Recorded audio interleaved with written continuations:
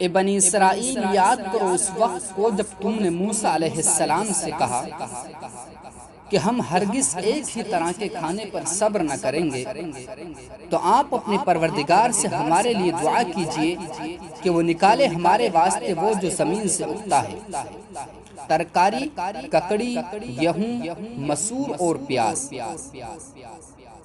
موسیٰ علیہ السلام نے کہا، کیا تم اس ادنا کو لینا چاہتے ہو اس کے بدلے جو بہتر ہے؟ تو تم کسی شہر کے اندر اتر جاؤ، بے شک تمہارے لیے وہ ہے جو تم مانگتے ہو، اور ان پر ذلت اور رسوائی اور محتاجگی کو ڈال دیا گیا، مسلط کر دیا گیا، اور وہ واپس ہوئے پروردگار کا غضب لے کر۔ یہ اس وجہ سے کہ بے شک وہ پروردگار کی آیتوں کو جھٹلاتے تھے اور نبیوں کا ناحق قتل کرتے تھے۔ یہ اس سبب کہ بے شک وہ نافرمان تھے اور حد سے تجاوز کرنے والے تھے۔